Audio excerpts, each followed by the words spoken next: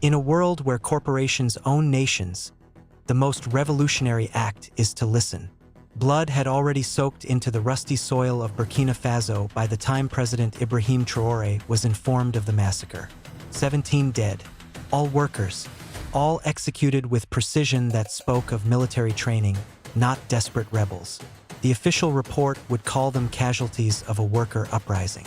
But the bullet holes told a different story, each victim shot from behind while running away.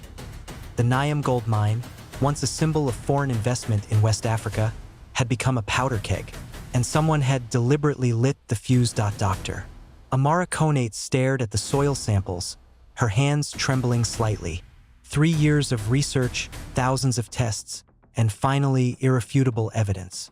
The contamination levels around the Niam mine weren't just concerning, they were catastrophic. Mercury, cyanide, and arsenic had leached into groundwater supplies at levels nearly 50 times what Goldex Corporation reported in their environmental compliance documents. Delete it, ordered Victor Rousseau, Goldex's chief security officer. His Swiss accent did nothing to soften the command. Or the next worker uprising might include a renowned environmental scientist. Amara's laboratory at the University of Ouagadougou had been invaded before dawn. 6 private military contractors with Goldex credentials surrounding her workstation. They'd already confiscated her backup drives and cloud access codes. These toxins are poisoning thousands, Amara said, refusing to lower her gaze. Children are dying from drinking contaminated water. I can't just... You misunderstand, Doctor, Rousseau interrupted, placing a tablet before her showing a live video feed. Her younger brother Malik sat in his university dormitory, unaware of the red laser dancing on his temple from outside the window. This is not a negotiation. President Ibrahim Traoré sat alone in his office, the weight of his country's future heavy on his shoulders. At 38, the former military captain had ascended to power on promises of reclaiming Burkina Faso's resources from colonial exploitation. 2 years into his presidency, he was discovering that breaking centuries-old patterns of extraction was more complex than revolutionary speeches suggested. A soft knock interrupted his thoughts. His aide entered with uncharacteristic urgency. Sir, Dr. Konate is requesting an emergency meeting. She says she has evidence regarding the Niam incident that contradicts the official report. The environmental scientist, Traoré, frowned. Bring her in immediately. When Amara entered, she appeared composed, but her eyes darted nervously to the windows and doors. Without preamble, she placed a small, innocuous thumb drive on his desk. Mr. President, what happened at Niam wasn't a worker uprising. It was a calculated purge of whistleblowers who discovered what I've verified independently. Goldex is deliberately falsifying environmental impact data. The contamination is... She paused, gathering strength. It's genocidal. Traoré studied her face. These are serious accusations, Doctor, which is why they're threatening my brother's life as we speak, she replied, her voice finally breaking. They don't know I kept one hidden sample and one backup of my findings. I came to you because 17 people have already died to keep this secret. The president activated a secure line on his desk. General Ouedraogo, I need a team at Ouagadougou University immediately. Extract student Malik Konate from his dormitory. Tell him his sister sent you. Maximum discretion. Turning back to Amara, he asked, what exactly did these workers discover? Not just the contamination, she explained, but evidence of deliberate cover-up at the highest levels, including documentation suggesting that 3 government ministers are receiving payments to suppress inspection reports. Traoré's expression hardened. Corruption within his own administration was something he had suspected but lacked proof to address. The ministers of mining, environment, and water resources, Amara continued, all compromised. By midnight, the president had verified enough of Amara's claims to take action. The evidence implicated not just the 3 ministers, but revealed a sophisticated network of bribery extending to regional officials, military officers, and media executives. The Niam situation requires immediate intervention, General Ouedraogo advised during their Emergency Security Council. Goldex security forces have essentially created a private militia. Intelligence suggests they're preparing to transport evidence out of the country within 48 hours. Then we move tonight, Traore decided. But not with military force. That's exactly what they expect, what they want. Another clash where inconvenient witnesses disappear. With respect, sir, the general objected. Goldex has over 100 private contractors guarding that facility, many with special forces backgrounds from France and South Africa. Which is why I'll go alone, Traore said quietly. The room erupted in protest. Not entirely alone, came a voice from the doorway. Fatou Diallo, the president's counterintelligence director, entered. Elegant and precise in her movements, the former journalist had built the country's first effective internal security apparatus. We've identified potential allies inside. Workers who weren't at the mine during the killings, but who were friends of the victims. How many? Traore asked. 23 confirmed. Another 40 who are sympathetic but afraid. Contact them. Tell them their president needs their help to seek justice for their friends. At 3:47 a.m., a seemingly routine supply truck approached the Niam Mines service entrance. The driver, a heavy-set man with proper credentials, nodded casually to the security guards. They waved him through without inspecting the hidden compartment beneath produced crates where the president of Burkina Faso lay in silence, accompanied only by Fatou Diallo and a secure communication device. Once inside the perimeter, the truck stopped at a maintenance shed where Ousmane Zongo, a senior electrician and their primary contact, waited nervously.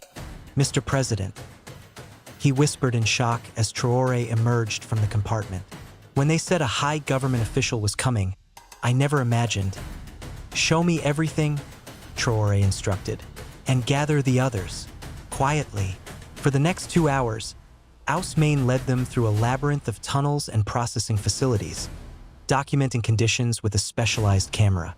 What they witnessed confirmed Amara's findings and worse, workers without protective equipment handling deadly chemicals, safety systems deliberately disabled to increase production, and medical records showing patterns of illness systematically misclassified. Meanwhile, Fatou coordinated with their inside network, using the mine's own systems against Goldex. By dawn, 27 loyal workers had strategically positioned themselves throughout key areas of the complex. The executive offices are on the top floor, Ousmane explained as they approached the central administrative building. That's where they keep the original documentation. The digital records are altered before transmission to government regulators, but they maintain accurate internal records to track actual production. And the security? Fatou asked. For guards on rotation. But at 6 a.m., there's a shift change with a 3-minute gap in surveillance. Traore checked his watch. Then we have 7 minutes to get inside. Philippe Lauren was reviewing quarterly production figures in his office when the door opened without a knock. He looked up, irritated at the interruption, only for his annoyance to transform into shock. President Traore, he stammered, rising quickly. This is unexpected. Our security protocols have been temporarily adjusted, Traore finished, closing the door behind him. We need to talk, Mr. Lauren, about 17 murdered workers, about poisoned water supplies, about 3 corrupted ministers who will be arrested within the hour. Lauren's hand moved subtly toward a desk drawer. Traore didn't flinch. The silent alarm has been disabled, and your security chief Rousseau is currently explaining to my intelligence officers why he ordered surveillance on a government scientist and her family. For a moment, calculation flickered across Lauren's features. Then his shoulders slumped slightly. What do you want? Money? A renegotiated contract with better terms? Everyone has a price, Mr. President. That's where you're mistaken, Traore replied calmly. This isn't a negotiation. It's a notification. In exactly 20 minutes, I will address the nation and the world. I will present evidence of Goldex's environmental crimes, corruption of government officials, and the murder of 17 citizens of Burkina Faso. He placed a document on Lauren's desk. However, there is an alternative path forward. One that might salvage something for your shareholders while delivering justice to my people. Lauren scanned the document, his face darkening. This is extortion. 50% ownership transferred to a worker government coalition? Environmental remediation costs entirely on Goldex? Criminal indemnity only for non-executive employees? He laughed bitterly. My board would fire me before I finished presenting this. Perhaps, Traoré acknowledged, but consider the alternative. International criminal charges, class action lawsuits from families of the deceased and poisoned, a worldwide boycott of Goldex products that I'm certain your competitors would enthusiastically support. A soft knock at the door signaled Fatu's return. Sir, we've secured the evidence, and there's something else you should see. In the mine-secure server room, Traoré stared at financial transfers illuminating a far larger conspiracy than they'd initially uncovered. The corruption extended beyond Burkina Faso to regulatory officials in 7 countries where Goldex operated. The company had standardized its approach to bribery, environmental fraud, and suppression of worker complaints. This isn't just about our country, Traoré realized. It's a global operation, which gives us global leverage, Fatu noted. These records implicate Goldex subsidiaries across 3 continents. Traoré turned to Ousmane and the gathered workers. How many of your colleagues would be capable of managing operations if properly trained and supported? Most of us know more about running this mine than the executives. Ousmane replied with quiet dignity. We've been doing the actual work for years while they manipulate spreadsheets. Then I need you to organize an emergency worker assembly. Everyone who isn't essential to safety systems. 1 hour. As Ousmane departed to gather his colleagues, Traoré called his office. Has Dr. Konate's research been secured? Yes, Mr. President, his aide confirmed. And international media have been notified of your pending address. They're speculating it relates to the worker uprising. Good. Have our investigation teams ready to move on the minister's offices. And contact the French ambassador. Tell him his presence is requested at the mine immediately. By mid-morning, over 400 mine workers had gathered in the facility's main courtyard. International news helicopters circled overhead, broadcasting images of the assembly. The French ambassador, initially reluctant, had arrived after receiving shocking preliminary evidence of French regulatory collusion with Goldex. Traoré stood on a simple raised platform, flanked by Fatu, Amara, and Ousmane. Philippe Lauren and Goldex executives were seated nearby, their expressions a mixture of resignation and calculation. People of Burkina Faso and citizens of the world, Traoré began, cameras broadcasting his words globally. Today we stand at a crossroads of justice and exploitation. For too long, the wealth beneath our feet has enriched distant shareholders while poisoning our children. He gestured to the mining complex behind him. The Naya mine produces gold worth over 700 million euros annually. Yet its workers, the men and women who extract this wealth, survive on wages totaling less than 4 million euros combined. Murmurs rippled through the assembled crowd. 17 of your colleagues discovered evidence of this exploitation and the deliberate poisoning of our water. For their courage, they were murdered. Gasps and cries of outrage erupted from the workers. Their killers believed that by silencing these 17 voices, they could continue extracting our resources, corrupting our officials, and treating African lives as expendable. They were wrong. Traoré held up a data drive. We have recovered irrefutable evidence of environmental crimes, financial fraud, and the coordinated assassination of whistleblowers. This evidence has already been transmitted to international prosecutors, regulatory authorities, and media organizations worldwide. He turned to face the Goldex executives directly. The old model of extraction ends today, not just in Burkina Faso, but everywhere Goldex operates. For the next 30 minutes, Traoré outlined a revolutionary new framework for resource management. Joint ownership between foreign investors, local governments, and worker collectives. Independent environmental monitoring. Profit sharing that ensured communities benefited from their natural resources. This is not nationalization, he clarified. It is humanization. recognizing that prosperity must be shared with those who create it and those whose land yields it. The French ambassador, initially skeptical, had grown increasingly pale as evidence of regulatory capture within his own government became apparent. With international attention focused on the unfolding drama, dissociating from Goldex's crimes rapidly became his priority point. 18 months later, Ibrahim Traore stood at the newly constructed Niam Community Hospital, watching as Dr. Amara Konate trained local healthcare workers in detecting and treating heavy metal poisoning.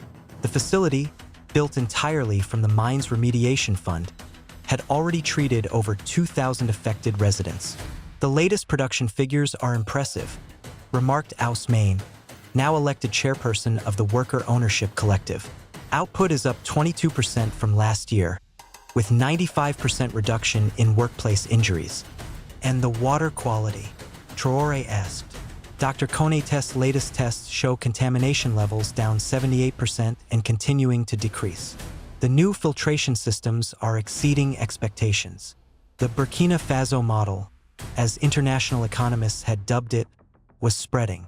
3 neighboring countries had already implemented similar restructuring of their mining sectors. More significantly, workers at Goldex operations in Peru, Indonesia, and Mongolia had initiated their own reform movements, armed with both inspiration and legal precedent. Fatou joined them, tablet in hand. "The UN vote is complete," she announced. "The International Resource Governance Accord has passed. 117 countries in favor." The accord, sparked by the Niam revelations, established binding standards for resource extraction worldwide, with mandatory profit sharing, environmental protections, and worker representation. Philippe Laurin had initially fled to France, only to discover that shifting public sentiment and legal exposure made him toxic even there. Eventually, he'd negotiated a limited immunity deal in exchange for testimony against other executives and corrupt officials. The evidence he provided had already led to the conviction of 27 individuals across 9 countries. "There's still much to do," Traore acknowledged, watching children play in a park that had once been a toxic waste dump. "But for the first time, I believe we are truly decolonizing our resources. Not just resources," Amara added quietly. "Minds. The most powerful decolonization happens when people realize their own value." As they walked through the hospital corridors, Traore reflected on the 17 whose sacrifice had sparked a global transformation. Their names were inscribed on a memorial in the hospital's central courtyard, a reminder that listening to whispered truths could sometimes change the world more effectively than the loudest declarations of power. In the distance, the Niam mine continued operations, no longer extracting just gold from the earth, but extracting justice from a system designed to prevent it. What do you think about this reimagined approach to resource management? Could the Burkina Faso model work in reality? Should communities and workers have direct ownership stakes in the resources from their land? Share your thoughts in the comments below. If you found this story about President Ibrahim Traoré's innovative leadership compelling, don't forget to like, subscribe, and hit the notification bell for more thought-provoking narratives examining African leadership and global resource justice.